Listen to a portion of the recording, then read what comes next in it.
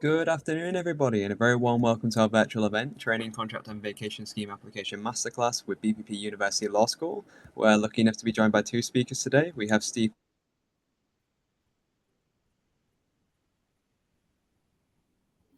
BPP's lead student at BPP. Their presentation will give you insider strategies to elevate your applications this cycle.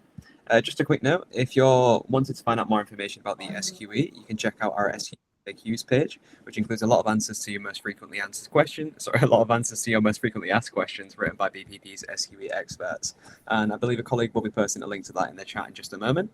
And finally, just a quick breakdown of today's event's timings. There'll be an hour-long presentation by Steve and Rebecca that will take us to 5 p.m. And after that, there'll be a virtual networking session featuring the speakers and some other representatives from BPP that will last from 5 to 6 p.m. And with that out of the way, I'll hand it back over to you, Steve and Rebecca. Brilliant. Thank you very much, Ryan. And hello and welcome, everybody. Thank you very much for joining us today. We really appreciate you giving your time. So today's session is all about how to write a really great and effective training contract and vacation scheme application form. So by the end of the session, hopefully you'll find out a little bit more about some of the common questions that occur, how to do your research beforehand, how you can structure your answers. And I always think the best bit is seeing it from the insider's view. So I'll show you a little bit of an insight into how recruiters see your answers and even a sneak preview about some of the scoring criteria that recruiters have when they're assessing your application form. So hopefully that will mean that you'll have a really good understanding about what to do and how to approach writing your application forms, whichever firms they're going to be for. So I suppose before I do that, just a really quick introduction to ourselves. So my name is Steve, as you can see on the slides, and I work at BPP, so BPP Law School. I work in the careers team, and I've been here for around about 9 or 10 years. So it feels like forever. And generally my role is to help law students get to the next stage of their careers. So we work with all law students, regardless of where they want to go. So whether you want to become a barrister or not, but in the main, I'm guessing the people that are coming here today are more interested in finding out how to be a solicitor. So we work with those that want to get a training contract and essentially all the way through that process while you're here. Prior to that, my background's in recruitment. So I worked for a law firm in their recruitment team for quite a long time as well. So in their trainee recruitment team.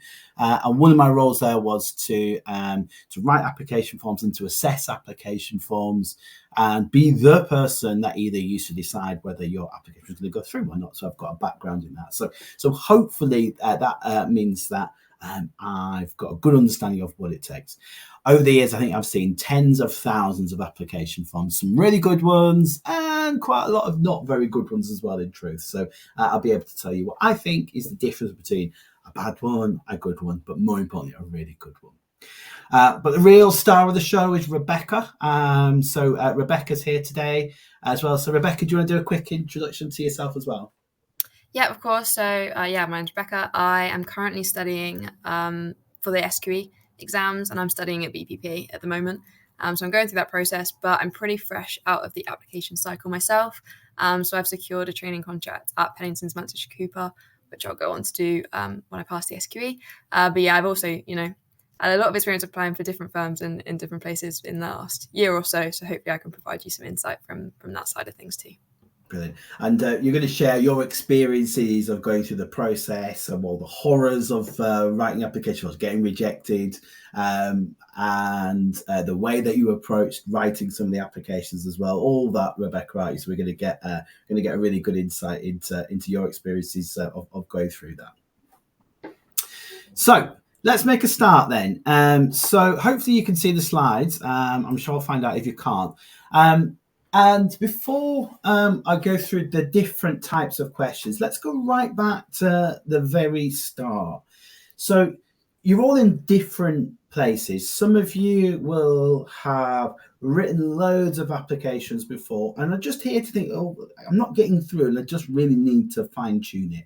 Some of you will have written applications and not quite sure why you've not been getting through or not. Some of you may have never written an application, and some of you might be right at the very, very start of the whole process. Either way, let's go back to the beginning here, because it's really, really important to get this bit right. You might find that if you have been one of the first people that I talked about there who have been writing applications but not quite getting there, actually maybe there's a few things that you can do to really fine tune this first part as well. And if you really are at the start of the process, and this next bit is really important to do, it's really important to invest some time in this, because it really helps you with the application process as a whole later on. So to start with, when you're thinking about which firms to apply to, this should be a really important decision to make, which sounds so obvious, but many people make applications to firms that they may not care about that much for reasons, for lots of different reasons, or they might be compromising on which firms they apply to. But actually a more considered decision here and spending time here means that your success rate is going to be much higher, and I can almost guarantee that. So when I say that people write applications to firms that they don't care about, I often hear people say that phrase, and it's the worst phrase to a recruiter you could ever hear, is a scattergun approach, where they write loads of applications and hope that one of them fits. Well, the likelihood is then that most of them won't fit. So firstly, you'll be wasting a bit of time doing that. But also what it might mean is that you might end up in a firm which you just don't really want to be at. And the firm that you really want to be at is still there and you're still waiting for it, or you haven't been able to write a really good application. So let's think about that. So think about what your real career ambitions are, and think about what really motivates you. So let's think about the size of the firm. So for many people here today, you'll be thinking, I want the biggest firms. I want the firms which have got the biggest presence on campus, the firms which work with the biggest clients, the firms which have got offices throughout the world, which is great. That's something that motivates you. And they're the firms that do a lot of their advertising. You see a lot more of those, and it might well be sometimes that you get drawn to them, but there are lots of other firms which are going to be suitable for others as well. So it could be that you still want to go for a commercial firm, but not quite at the same level, not quite at the same size in terms of revenue that they make and level of employees that they have. So it could be that you want the firm which is national based. You might want the firm which is actually really regional based. There are some firms which are in one location, but when they're in that location, they're one of the biggest law firms within the region. So think about what you really want. Think about that type of size of firm. For many people, it might be a much, much smaller firm because they really like the idea of getting to know everybody within the firm and being known and getting build up your contacts and your network within the firm as well. So that size of the firm is something to firstly think about. Secondly, again, a really obvious one would be such as your location. So where do you want to live? Again, if you're really flexible, that's okay. That's great. But many of you will have ties to a region, might be about where you are now. So don't compromise on that. Think about exactly where you want to live. Do you want to live in London? Do you want to live in one of the big cities in the UK? Do you want to live outside of that? Do you want to live completely somewhere different entirely? So think about where you want to be. Then the M word. I like doing this one because actually a lot of people think that you're not allowed to talk about money, but actually money is why we work a lot of the times. But there's a balance there, isn't there? So it could be that you're really motivated by just earning a huge amount of money and are quite prepared to compromise your time and your stress levels because of it. Or it might well be that there's a bit more of a balance there. And additionally, you might want to start thinking of the types of clients that you want to work with as well. So are they big businesses? Are they not businesses at all? Are they individuals? Are they private clients that you want to work with? And then not only when you're thinking about the type of clients, but what problems do you want to solve for them? So if you like the idea at this moment in time of just working with individuals and being a major impact on their life, then you know that the kind of firm for you is more of a family law firm or personal injury type firm. But if on the other hand that you think, well, actually, no, I just want to work with businesses, but I want to work with business within a particular industry. It might be a more niche firm such as, let's say, media might be something that you're really interested in. It might be firms which have got a really strong presence in sport or retail. So these are some things to start considering. Then when you've worked out what you really like, the next stage is to go and find out, well, that's what I like. Which firms are going to give me as much of that as possible? And some really good places to go are some different organizations. Obviously Legal Cheek, I haven't put it on the slide, but that goes without saying. So Legal Cheek have got so much information on their website. That would be the first place to go to. But aside from Legal Cheek, there are some other organizations as well, or some other websites. Legal 500 and Chambers and Partners are good places to go to, because they allow you to get a long list almost, of what your criteria is. So let's say, for instance, that you know that you want to work in, let's say, Yorkshire, but you want to work with a commercial firm within Yorkshire. You can find out the firms which are tier 1 or tier 2, as they would rank them, or band 1 or band 2, within commercial or corporate work within the Yorkshire region. And that's going to give you a bit of a long list. Then after that, then you can do your normal research, such as going to the firm's websites and finding out a little bit more about the work that they do. You can then go back and look at, well, I want to work for a big firm. So do they have lots of offices? Do they have lots of employees? Are they successful? There you can start to find out a little bit more about them. And then the next thing is to think about when you can actually start applying. Now, some of that is going to be governed by you, because your timetable is your timetable, and you will only know when you are free and you've got the time to be able to apply. But there is also an unofficial timetable really for recruitment for firms. So vacation schemes, they tend to be split between winter schemes, spring schemes, and summer vacation schemes. Now, winter vacation schemes, they tend to be, in the main, and not exclusive to, but in the main, big commercial firms, and mainly London-based firms. And when I say the big commercial, we're talking about global firms with offices throughout the world. And winter vacation scheme applications tend to be from around about September to about now. They're almost closing already, if not already closed. But don't worry if you haven't done that. Don't worry if you're thinking, we've not got time to do that. You do. I promise you do. There are other opportunities as well. So spring and summer vacation scheme applications tend to stay open for a little bit longer. And they tend to be open anything really from September to the end of December, end of January. Each firm's different. It's important to check their deadlines. Usually they close around that time. Some of them stay open, some of them open later. Again, it's an unofficial kind of period, so it's up to them. But then a lot of firms reopen again in the spring for direct training contract applications. And what we really mean by that is applying for a training contract that doesn't involve a vacation scheme. That's really the only difference. And they tend to be open from spring until summer.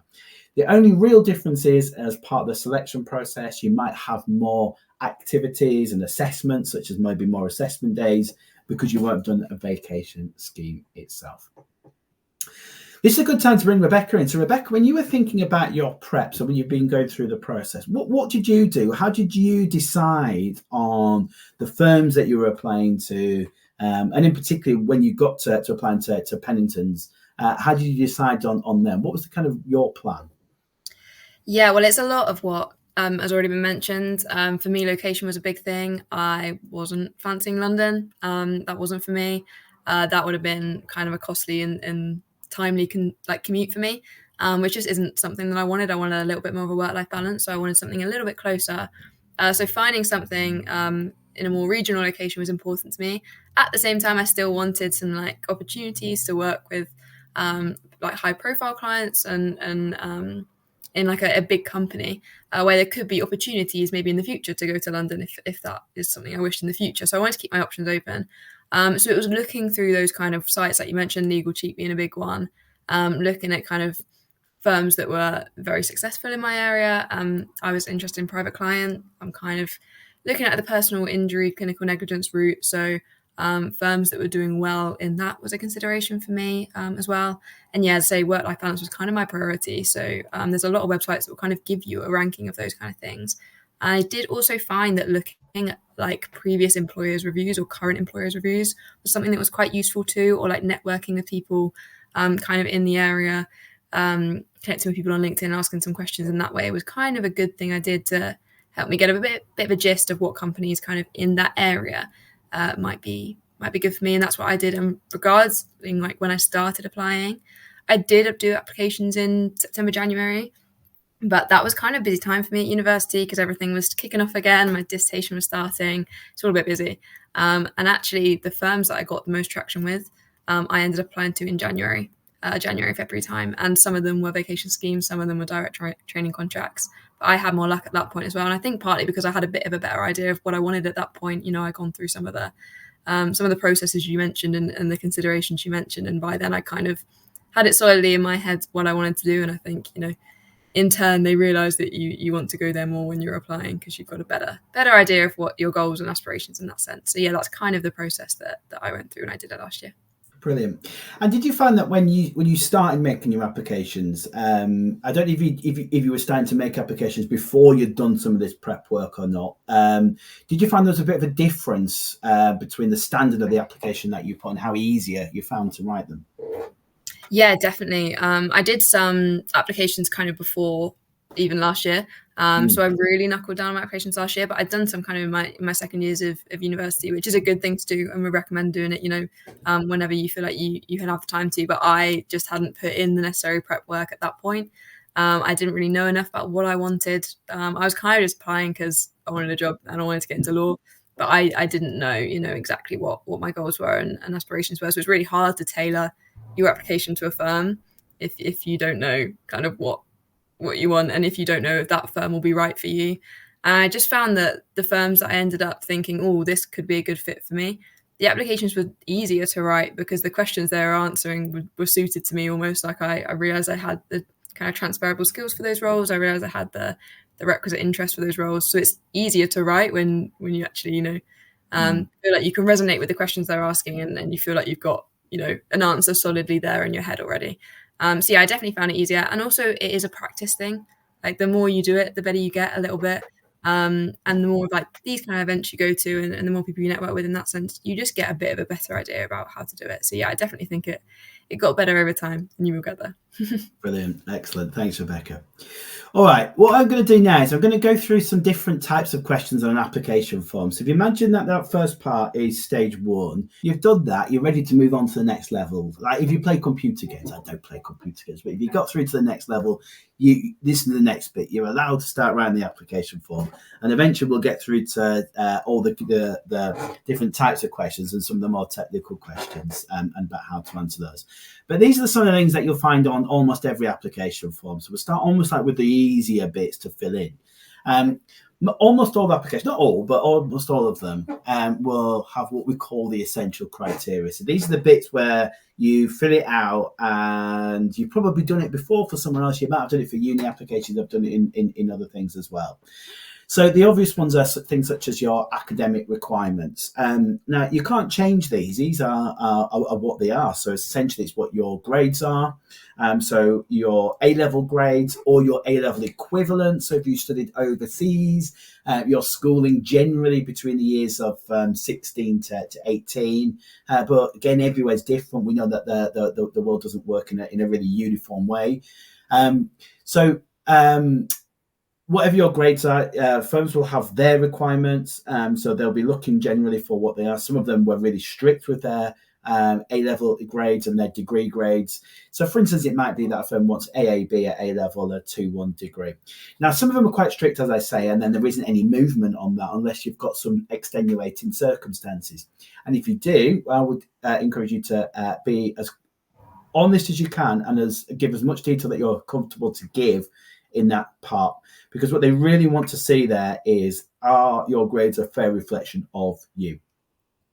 There will also be some firms which it might be one of your dream firms when you've seen their criteria, but they say ideally you will have these grades. In such a circumstance, what I would suggest there is get in touch with the early careers recruitment team themselves and have a chat with them and see how stringent they are about it.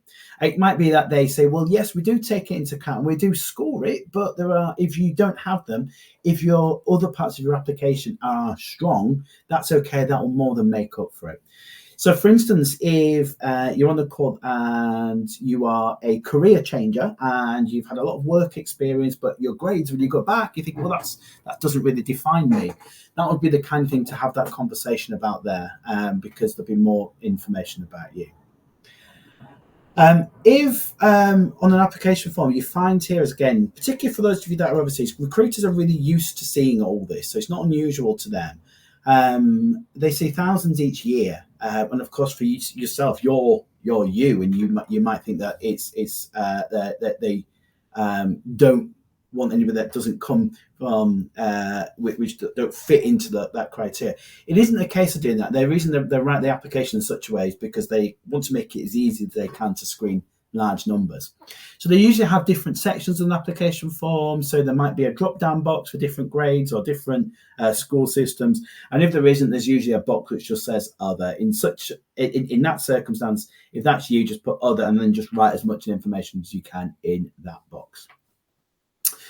The next section is the work experience. So work experience is important to an extent. Now, the reason having some work experience is important is because these are some considered decisions that you've made to date. And it's also an opportunity for the firm to start to see the way that you've demonstrated some of the key skills and attributes that they are going to need. So for instance, if you've worked in retail, you've dealt with a lot of customers, and sometimes not easy customers to deal with. I sometimes think the time when I worked in retail and hospitality, they're the hardest customers that I've ever had to deal with. So you do genuinely pick up a lot of skills from those. So if an application form asks you to put all of them down, then do put all of them down, even if you feel like it's not relevant. So if you work in McDonald's on a weekend, if you work in Sainsbury's, or if you work in Next, or if you've worked in a pub or a bar, these are really, really important things to do. So do ensure that you include those. Now, what you don't necessarily need here is legal experience, which sounds a bit weird. You're applying for a legal role, but actually we're saying that work experience in retail is more important than legal work experience. It's not. It's just that it's not necessarily that you have to have it. But if you have gained any legal work experience, of course, that you would include that here. But this also can include any voluntary, any pro bono, anything like that you may have done at all, including any work experience. If you've done any online internships, such as through Forage, they're not to be included here. They don't tend to be. They go in a different section. Perhaps you might want to put them in any other information. But generally, if you've been involved in any work experience, you can include them. And what firms really want to see here is a very brief description of what you did, the skills and attributes that you gained as a result of doing it, and if possible, how you can bring that to the firm. You don't necessarily always need to do that last bit, but if you've got the space in the application form to do it, I would encourage doing that. Next section, the bits that I really like to see are the positions of responsibility. So any clubs, teams, societies, any voluntary activities. So if you've been involved in any, make sure you include these, but also make sure you highlight here what your involvement was. So for instance, if you were the treasurer of a society, you can say about one of the things that you did, you might have been responsible for bringing in more money. You increased the budget by a certain amount. Great, you're demonstrating your impact here. And this allows the recruiter, this allows the reader to see things that you care about. It also allows them to see that you might be somebody that's gone out and found some of these opportunities for yourself. Question I often get at this stage is, well, where do you put pro bono? Because I've just said voluntary twice here. Well, actually, you could put it in either. You can't put it in both, but you could put it in either.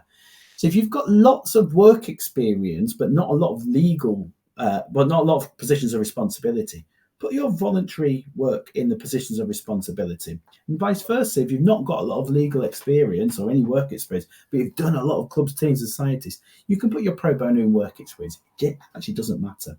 Remember, an application form is just allow the recruiter to categorize some information. And the next part I've put is just about languages, and that's only really important if you're applying for a firm which speaks those languages. They're really important to do. So far, so easy. This is the point where a lot of people write the first part of the application form and stop. And many firms also use things like CV Mail and Apply for Law, and it transfers from one firm to another. What I would say here is just be a little bit careful that when you read it and you're going over it again, that you can change it if you've made it really specific to another firm. So that bit is judged, but not so much as the other parts of an application form. So if you imagine what I'm doing in this session, I'm starting to funnel from the easy and stuff to write and the obvious stuff to write to the less obvious stuff. So we move on to the next section. This is a little bit like if you were writing a cover letter or a statement. Now, there are some firms which just ask you just to say, tell us why you're applying. Some firms will say, hey, you've got 800 words to tell us a little bit about you and your interest in the firm and why you're applying. And they might usually leave it fairly vague here. And sometimes if they don't tell you at all, then it's up to you to work out what they're trying to see. But I think, and like with any cover letter, there is a little bit of a structure to follow here. And for me, I think there are 4 things that you should be looking at.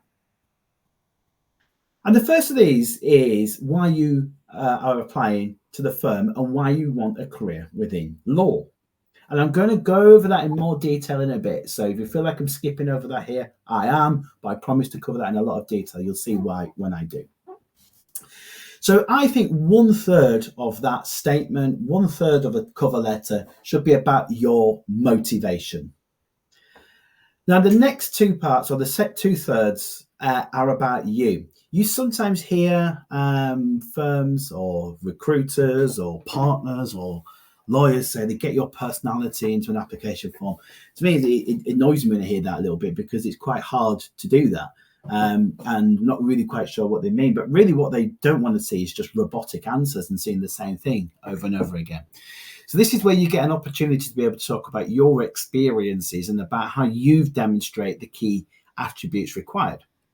So the first thing here is to go to the website or their job description. And if they haven't got a job description on their graduate website or from some of the literature that they might write or even some of the videos that they might put together or the trainee profiles, they will mention some common themes or some common attributes. So therefore, you've been told that this is what they're looking for. And that's your starting point because that's what they feel makes a great lawyer at their firm. And therefore, they're trying to see how you have demonstrated some of those attributes. So it could be things like being a great communicator, being well organized, being a good team player, being great with clients, being a good problem solver, being a self-starter, whichever it might be. But they will probably say some of those. And what you'll then need to do is provide evidence as to how you've demonstrated those from a range of different experiences. So don't make it all from one experience. And then finally, if you haven't already, there's a chance then to talk about some other achievements that you might have. But generally, by looking at the attributes and trying to match your experiences to those, you've probably covered as much as you can there. And it goes to say as well that your written communication is being assessed here. So not just the obvious stuff such as the spelling and grammar. I'm not going to go over that. I'm going to assume that that's all important here. We all know it's important to have. But the way that you write it, the way that you structure something into nice, short, punchy paragraphs, which make it easy for the reader to see, and that has a good flow to it. So that's the first section. That's what I would say with a statement. And if it's a cover letter, if they specifically ask you to write a letter, then you need to get the etiquette of letter writing in here as well, which includes putting your address in the top right, their address in the top left. If you've been asked to address it to someone, address it to them. If not, dear sir, madam, is fine. And then yours sincerely, if you know the name of the person you're addressing to, and yours faithfully if you do not. They are genuinely being assessed. You pick up points for each of those. Okay, so we do sessions on CV cover letters in a bit. And I said I've kind of glossed over that first part, which is the motivation. So this is the bit where it starts to get a little bit grittier at this stage. This is the bit where people start generally, and being honest, this is where people get rejected at this stage. Rebecca, so when you were writing applications, did you ever get the standard question, why do you want to be a lawyer? Why do you want to work for Pennington's? Why do you want to work for those firms? Almost every time. Yeah. And easy just to write them? No. No, it's weird, isn't it? No. Like if we were having a chat, if we were having a coffee, you'd be able to tell me about why you want to be a lawyer. But when we're trying to put it down into words, into maybe a 300 or 250 word answer, it's actually really tricky to do, isn't it? Really struggled sometimes. Yeah. So thinking back to your times, and then I'll kind of give you the insight from recruiter. I think there are some structures to follow here. Now, As a recruiter and as a careers person, I know that this is actually a much more difficult question to answer, and worked out that much more actually when I worked in careers than recruitment. And the reason that this gets assessed really heavily is because as a trainee, you're a huge investment to the firm. They don't make any money out of you until you are really fee earning later. So when you're an NQ or maybe 2 years, 3 years qualified, that's really when they get their money back on you. So remember that you are being an investment. So therefore, they need to see people who are really committed to the firm. So not just any firm and won't be leaving after they've finished their training contracts, but also those that know what you're getting themselves into and understand the type of work that you will be doing at a firm like you're applying to. And that only comes from your actions and your commitment. So because they know it's very difficult to get a lot of legal work experience, they do, however, want to see about how you demonstrated some commitment to becoming a lawyer. So how do you do that? So if we take this first question, why do you want to be a lawyer? What we really also mean here is, why do you want to be a lawyer in the type of law that we do? So why do you want to be a commercial lawyer? Why do you want to be a family lawyer? Why do you want to be a personal injury lawyer? Why do you want to be a criminal lawyer, etc.? And the first part of this is almost you up until today. Think about where you are.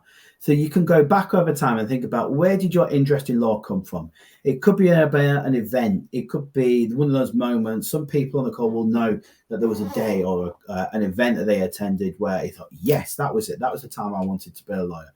For many others, it's been an amalgamation of lots of different things. But just think back to where that came from.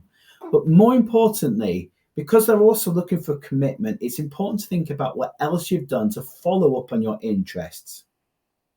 So it might be that your interest in law started because you did law at A-level. That's fine. It might be about some events that you attended or people that you spoke to. Now, on its own, that wouldn't be enough, because then what you've got to show is about, great, I enjoyed that so much. I've also been to lots of different events as a result. I've taken the time to go and do that. So, for instance, I have done some online internships. This is where you can use your forage. You can also use here any networking events that you may have attended. You can talk about law fairs that you may have been to, and any experiences that you might have had. So you've had work experiences. And within those, remember, don't just list the fact that you've done them, say what you gained from them and why it's really, really cemented why you want to be a lawyer. So that's how you demonstrate that commitment, by taking those different actions. It's almost like getting a trend or a pattern. So you've done a range of different things. But the second part of that, and this is what turns a good answer. So if you just did part one, that'd be all right. But what we really want to see is part two. And by the way, I see probably more than half the answers not even doing part one. But part two is the really important bit here. This is where you can really show your knowledge about the type of work that you're going to get yourself into, and why that interests you. So think about the type of work solicitors do. What type of problems do they solve? What type of matters do they work on? And what value are they adding to their clients here? And then, why does that excite you? Why is that something that you want to do? Why do you want to commit yourself to that? Think about the different types of clients. Remember, I went back to stage one and we're thinking about what you really want. Think about the different types of clients that you're going to be working with regularly. Why adding value to them is important to you. That's how you structure it. This is a bit of a foolproof way just to structure this answer. You won't really go wrong by putting it this way. And the reason I say that is, Rebecca, when you answered this question, did you have the recruiters kind of screening criteria? Did you? Not always, no. A lot of time you just have to guess. Yeah, because we're not allowed to give it out. This is where I get into trouble. If I was a magician, this is where I'd be breaking the magician's code.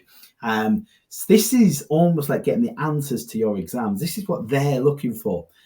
So when they are seeing, they've got application forms, and even in interviews, they've got something like this in front of them. They've got like a whole piece of criteria that they're looking for evidence of.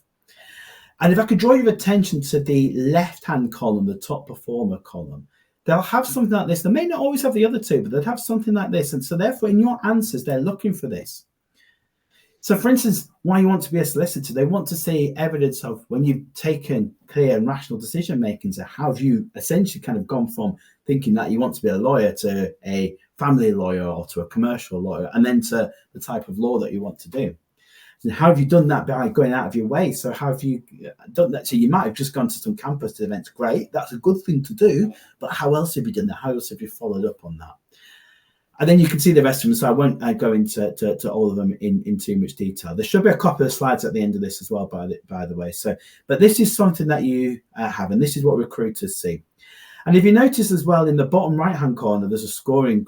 There's some scores, so 1 to 5. That's a really common way to score.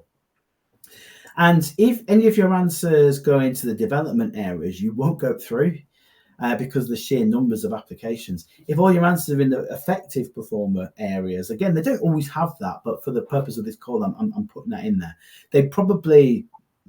There's a very good chance that they may not get through because you want to be scoring 4s and 5s. So you really need to be thinking of that top performer area.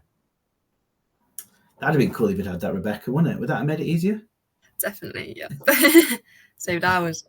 Yeah. So, if that's the first part, the next one is, this is the one where people fall down the most. The question about why do you want to work at this firm? Rebecca, why did you find this one hard? I think it's difficult because you don't always want just one firm, to be honest. Like sometimes you want a job in a certain area or like location or a certain practice area. Like you might have a rough gist, but it's not always like you've had your eye on one firm for your whole life. And even if you do, like it's actually sometimes quite hard to work your way back and think, okay, why? Like was it just because I attended an event with them? Like what was particularly special about that firm? And a lot of them are the same. And also you'll find that if you read like blurbs given by law firms themselves, they'll say, oh, well, we're like, amazing to our staff and great help to our clients. And you think, okay, well, what makes you special? And I think getting to the root of that is quite difficult sometimes. And aligning why your goals are perfect for theirs it's all quite technical. It's not just a straightforward like, oh, well, I looked at you online and you look good. You really need to know kind of specifics about that firm. You need to have gone a little bit under surface level research. You need to, done a bit of a dive into that firm yourself and also be self-aware of what it is that you want. And that's not always the easiest thing to get clear in your head, but it definitely helps when it is. It's really tricky, isn't it? Because you're right. When you look at the website, they could be a bit uniform because particularly if you've done the bit that you did where you've narrowed it down already, they all think, well, we're kind of saying the same thing and it's really hard to do. But yet they're asking me to differentiate from one another. So again, think back to slide 1 that I did, or the first slide which is about where to start. So here's where you can start to think about what your career ambitions are.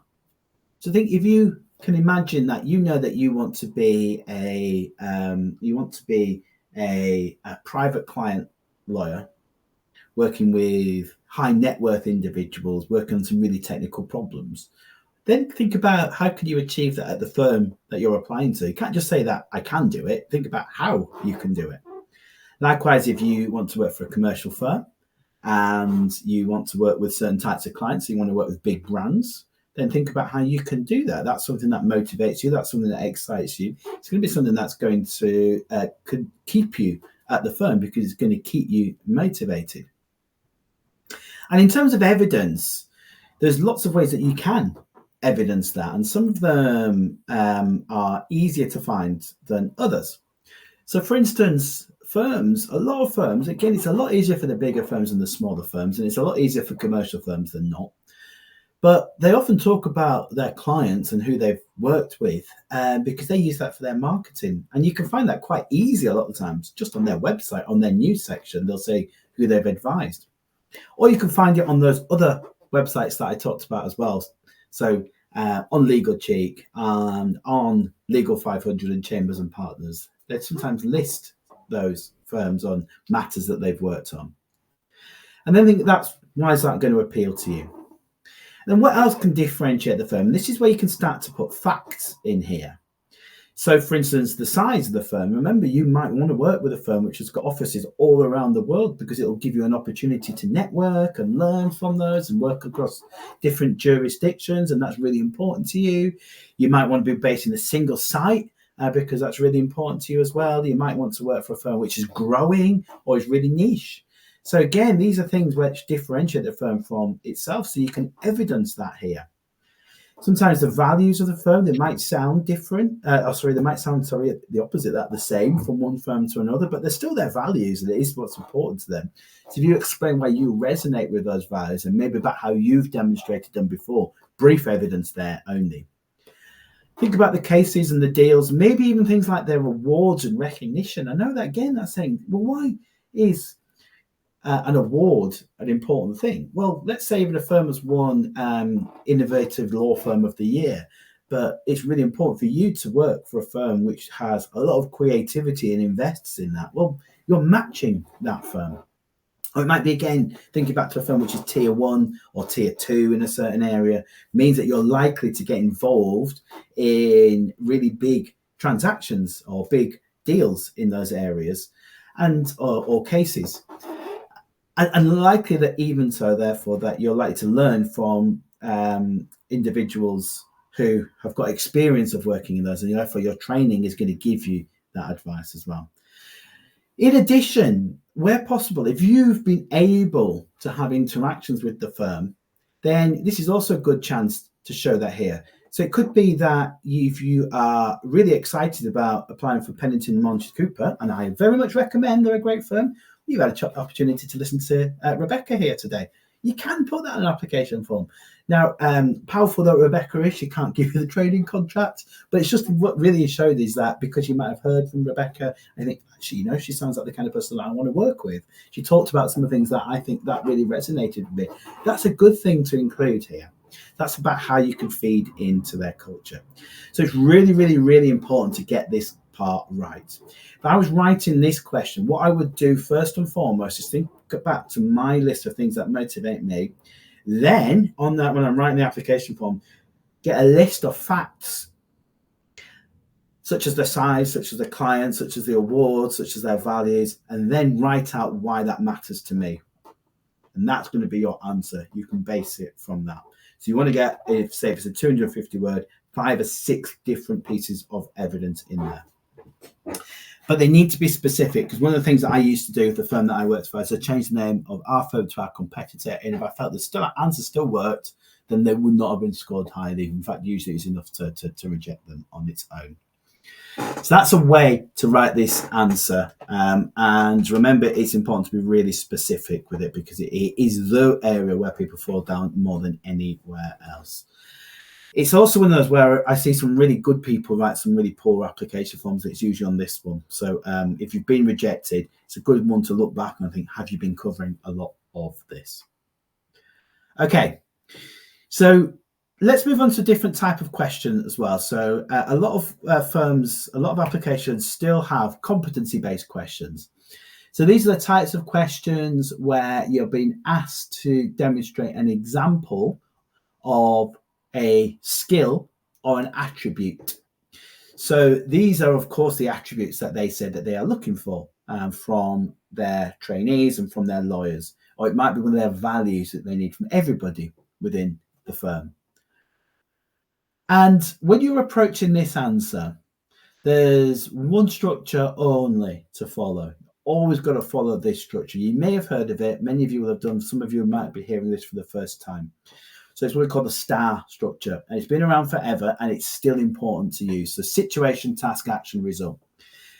Before you even do that, it's important to think about providing a specific example here as well. So you've got to go back over your different experiences and think, okay, well, which particular occasion am I going to cover in your answer, and not just be general about how you demonstrated or how you are a good, let's say, communicator for the purpose of this example.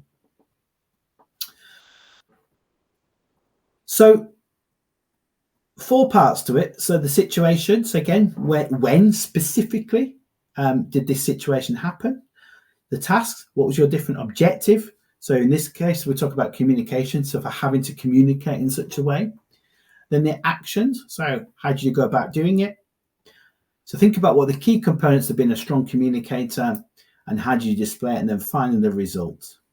Now, out of these four, there's one part which is much more important than any other part, and it's not the result and it's not the situation. It's very much the actions. This is not scientific, but ultimately, if you are thinking about a proportion of where this answer should go, huge amount of it should be on the A, on the different actions. Why? Because you cannot bring that one situation with you. That's gone. That's history. That won't come back. You may get similar ones, but that one won't come back. And therefore, obviously, the task isn't going to be there. And also, because that situation isn't going to be there, the result sort of doesn't matter either. It matters to an extent, but you can't bring that with you. But what you can bring was the way that you approached that situation with you to different problems that you're going to encounter. So the different actions that you took. So here would be another example about how something like this would be scored. So we're staying within communication here. And if you noticed again, the areas of evidence that we look for, it's all about how you can show actions. So firstly, the actions that you're taking here is, are you signposting the reader? That's your written communication. Were you able to show why the message was complex? Did you communicate the information in a clear, concise way? Think about how you might have done that. And how did you know that your audience understood their message? They're looking for about all the different ways that you communicated. And this is exactly the same for every single attribute or competency question. So if you're being asked to write about a time when you demonstrated good client service, firstly, think about, what does good client service mean? What would good customer service mean? And write what that would be. Right, if you were doing a checklist, what would be 5 or 6 different things that make great client service? So firstly, it would be, if it's a problem that you deal with, how you were able to engage with a customer, how you showed you understood them, how you went above and beyond, how you communicated with them. There are 4 things off the top of my head. If it's about planning and organizing, so when you maybe had a lot of deadlines, then you think about, how did you break it down? What methods did you use? How did you keep on top of what you needed to do as well? Did you use any tools to organize your time, such as spreadsheets or Excel or Outlook?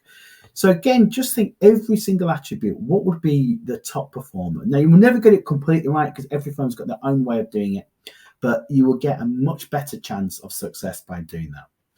Then when you've got that, when you've got your list of your top things, all you then need to do is think back to your example, the best example that you can give, where you've shown the most evidence of those, write in that evidence and then build it around star structure, ensuring that you're keeping the largest amount of actions in there.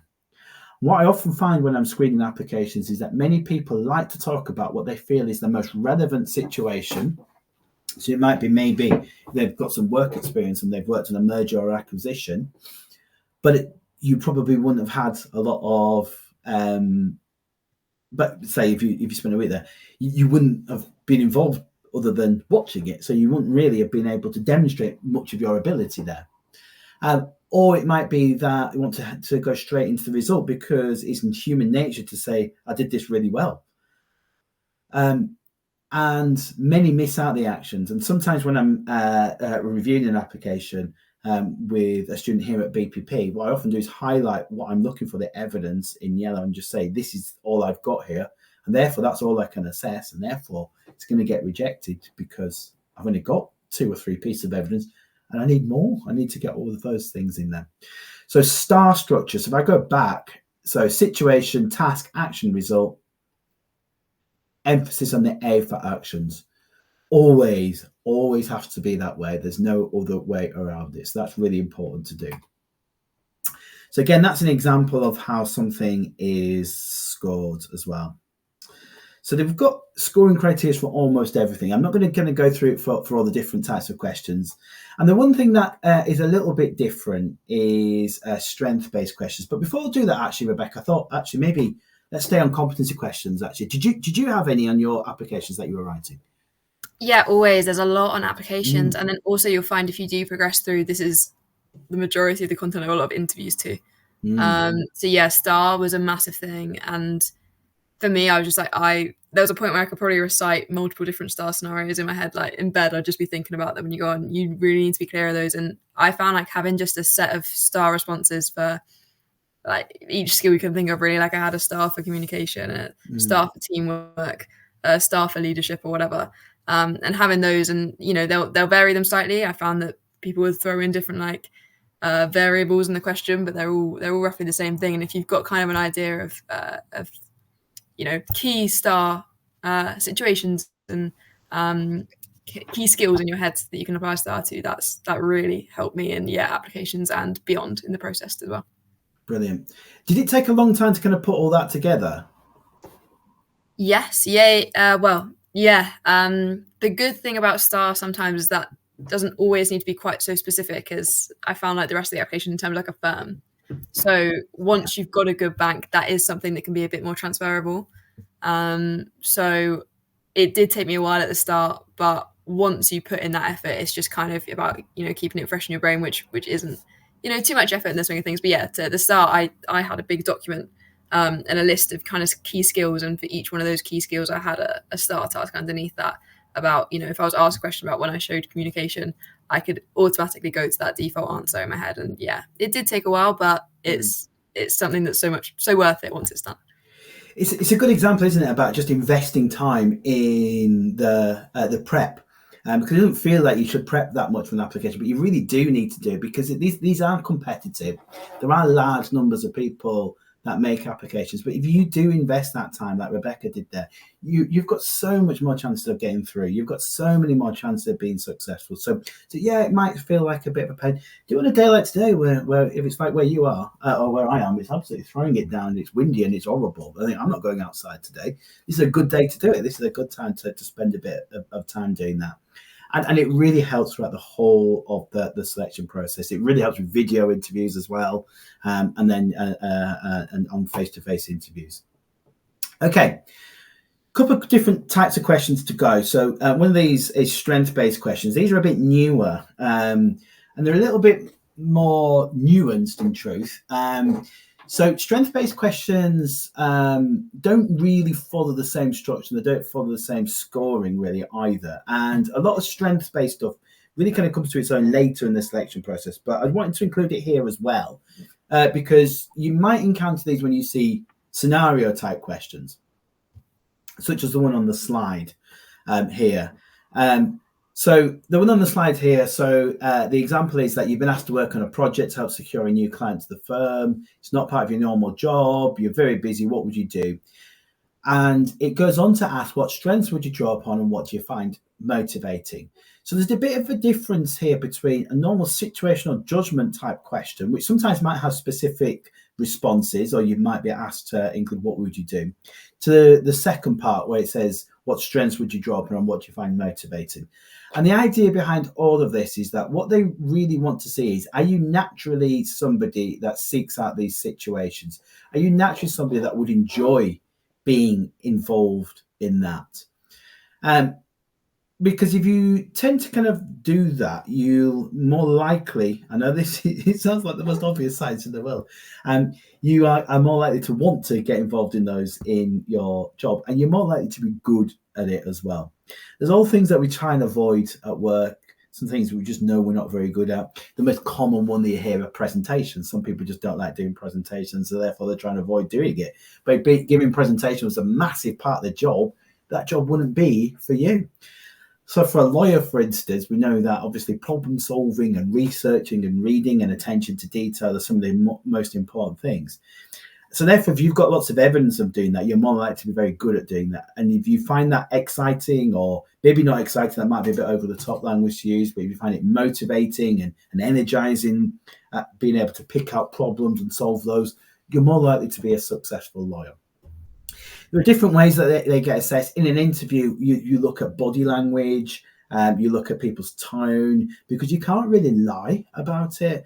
You look at the way that someone can get animated when they're giving it an answer to it, and whether they've got breadth of detail. So there's ways that people find that. In an application form, the key here is the second part. So always think about the bits that you find motivating. And it's important to feed that in throughout most of the answer as well. So if you were to break it down, so if you're working on a project to go on new clients, just think about the different steps that you would take. So it could be that you find it motivated about bringing new business into the firm, or it's part of bringing a new client into the firm and you want to impress them. Or it might be that you're likely to work with different people that you would normally do and be able to learn from those. Or it's just variety. There are 3 or 4 things there that you can bring in here that you feel that you would find really motivating. They're all different, so there's not scoring criteria that I can pass on for this one, but or even an example answer, because they're very tailored to you. But I just wanted to bring in that. You'll know generally if you've got a strengths-based question because on the application they'll say we use strengths-based recruitment, and they will use that throughout the entirety of the selection process. So just mindful of time as well, I just want to cover one more type of question.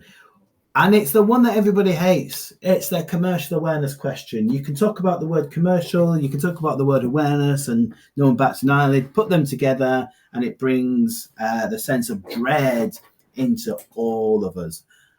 I don't know why. Rebecca, did you have any commercial awareness questions? Yeah, I really did. I've had, like questions about how something going on in the world will be directly relevant to that firm in multiple of the processes. And you'll often find in the application forms as well. Yeah, absolutely. And you're not the recruiter, so you may not be the answer to that. But why do you think we do that? Why do you think we ask that for our trainees? Why is that important? I kind of always saw it as a mixture of things. I guess one, commercial awareness is important for the job. Like law is a job that is very, in keeping with societal changes, and you need to be on top of that. And part of, when you go on study more, you realize that a big part of being a lawyer is being able to stay on top of knowledge. That's literally a requirement of your conduct as a lawyer. So you need to be aware of current issues, and having a scope of that is important. Also, I'd say there's a skill in working out how that might impact a firm. One, because you've seen an event and you've thought through the implications. That kind of shows that you've got that lawyer mind kind of brain going on. I always thought about it that way.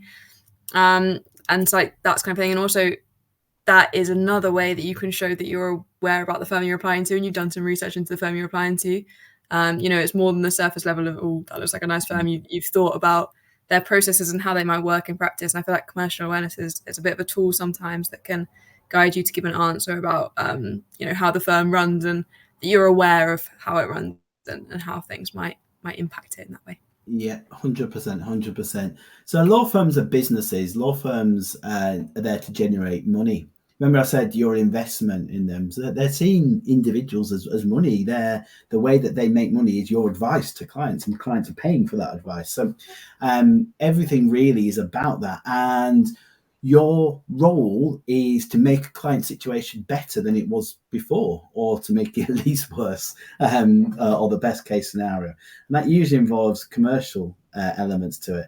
Obviously, with business, we know that. But if you're working with a family law firm, then you still have to demonstrate this, because it might be about how you need to make your individual situation better. But also remember, you're bringing in that revenue to your firm as well.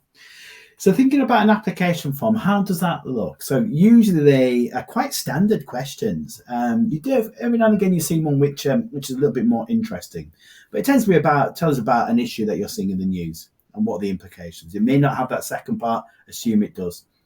Might be about tell us about our clients and the issues that they're facing. Might even be about the legal industry itself.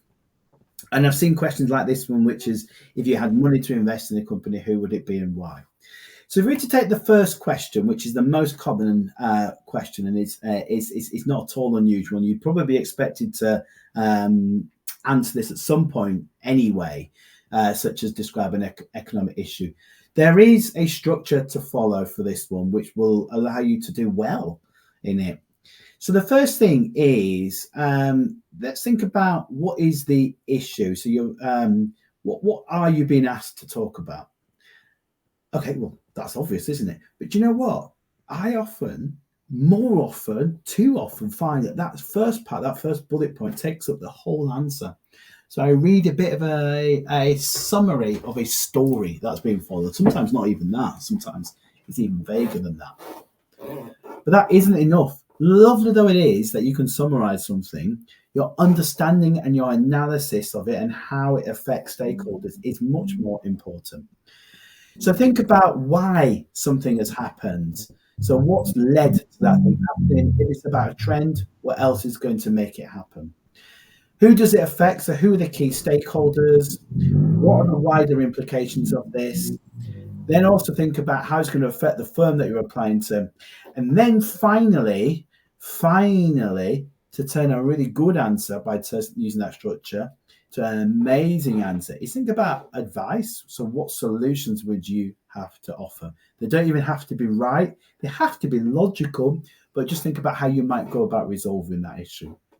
Why? Because this allows them to see that you've got a commercial mindset, and that's what they're looking for. So they're not looking for economic experts at all. So use this as a really good structure to follow for this type of a commercial awareness question. So firstly, very brief summary of the issue. Then your analysis. Why is it happening? Thirdly, who are the key stakeholders? More importantly, what are the implications of this issue on those key stakeholders and how will it affect the firm you're applying to? And then how will you go about resolving that for them if you can? Okay, so that takes us up to 5 o'clock. We're 1 minute over, but we're at 5 o'clock now. So thank you very much for your time. Rebecca, thank you so much for that. Your insights were brilliant. If you had one piece of advice to yourself when you were starting your application forms again, what would that be? Know your why. I think in basically all of these questions, it's about understanding your motivations, even understanding why the firm, if you don't have it clear in your mind, why you want to be a solicitor, why you chose that firm, what your goals are, then it's really, really hard to write a convincing application that will convince them you know what you want. So for me, it was all about knowing what I wanted. And I wish I'd known that at the start. Get there in the end. It's a journey, isn't it? Yeah. Thank you so much to everybody. We're going to be around for questions in the expo part of it. So we're going to be moving into there. So if anybody would like to ask us any questions about any of this or just some general questions, we're here to answer all of those as well. And Ryan, I can see you have joined us. And I'm not in too much trouble. I've only gone 2 minutes over, which is quite No, absolutely not. I just want to say thank you both for your advice. I mean, as you said, the insights you've both given will be very helpful, and hopefully the people who are listening can apply it with some success in their applications this cycle. But it has turned 2 minutes past 5, so we'll start the networking session now. So what you can do is you can head over to the Expo button, and you can meet the BPP speakers and some other representatives in there. So if you find the Expo button, it's on your sidebar. Click that. Go to the networking session and you can ask all your burning questions in there. Ask Rebecca and Steve everything you want about applications and how to nail them. But thank you both. Brilliant. Thank you very much. Thank you. Have a good evening, everyone.